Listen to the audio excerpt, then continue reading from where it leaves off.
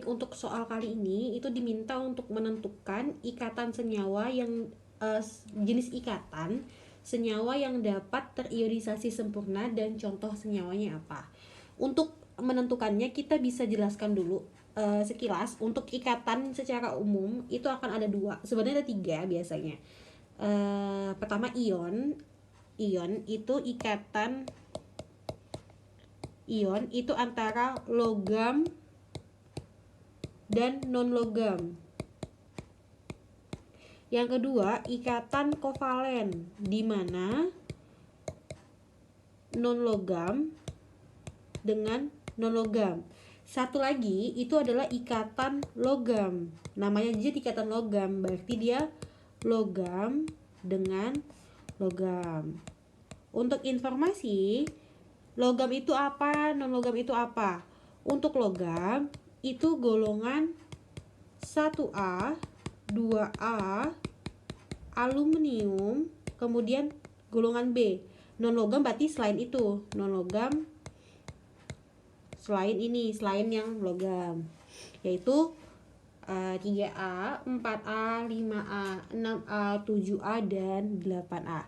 Jadi sekarang kan kita ada 3 nih, ikatan ion, kovalen, dan logam. Nah, yang pertanyaannya itu adalah senyawa yang berikatan apa yang merupakan senyawa yang dapat terionisasi secara sempurna. Jadi yang bisa terionisasi secara sempurna itu adalah ikatan ionik. Jadi ikatan ionik atau ikatan ion, dia itu derajat ionisasinya sama dengan 1. Itu menandakan bahwa senyawa dengan ikatan ionik itu dapat terionisasi secara sempurna. Kemudian bagaimana dengan ikatan yang lain gitu?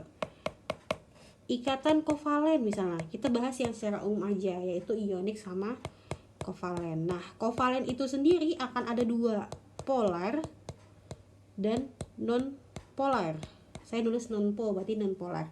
Nah, untuk polar dia biasanya terionisasi sempurna ada, tapi kebanyakan lebih ke sebagian. Jadi sebagiannya jadi ion, sebagiannya tetap molekul. Atau ada yang tidak terionisasi.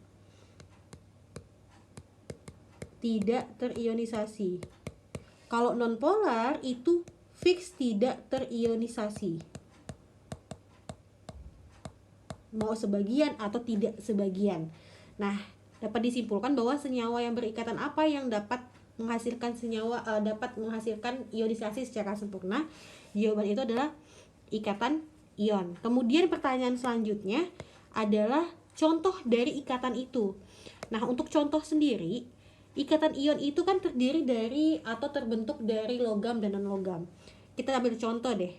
Logamnya kita ambil di logam 2A. Nah, untuk 2A salah satunya ada Mg atau magnesium. Kemudian kita tambahkan dengan non logam. Misal non logamnya kita ambil 7A. 7A kita ambil apa ya? Fluor misalkan, fluor. Pada golongan 2A dia akan bermuatan plus 2. Pada 7A dia akan minus 1. Ingat ya, ini secara umum. Untuk 2A dia biloxnya itu atau muatannya itu adalah plus 2, sedangkan 7A adalah min 1. Nah, untuk membentuk suatu senyawa kita harus tentukan gimana ya, harus yang melepas dan menangkap elektron itu harus sama. Jadi yang ini kan ini kan 2 nih. Yang pertama ini 2 nih. Kemudian ini 1. Jadi yang angkanya itu harus sama. Biar sama, berarti ini dikali 1 kali 2, yang ini kali 1. Saat Mg plus 2 dikali 1 tetap plus 2. Saat F dikali 2 minus 1 kali 2 jadi minus 2. Jadi angkanya sama. Kita buat angka sama dengan cara perkalian. Jadi yang kita kali adalah Mg kali 1 jadinya Mg.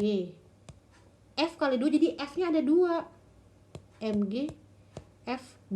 Ini salah satu contoh dari ikatan ion. Kebanyakan ikatan ion itu terbentuk dari senyawa garam. Senyawa garam adalah senyawa yang terbentuk antara asam dan basa. Contoh lainnya, satu contoh lagi itu adalah contohnya kita ambil apa ya? Ini paling sering muncul, NaCl, garam dapur. Jadi Na itu adalah logam karena dia termasuk golongan 1A. Cl adalah golongan 7A. Kenapa jadi NaCl tidak NaCl2? Karena pada golongan 1A, kalau 2A kan dia plus 2. Kalau 1A dia plus 1, 7A tetap minus 1. Angkanya udah sama. Jadi nggak perlu ada yang perlu dikalikan. Jadi kesimpulannya, ikatan apa yang dapat menghasilkan senyawa dengan ionisasi secara sempurna adalah ikatan ionik. Contoh senyawanya apa? Bisa MgF2 dan NaCl.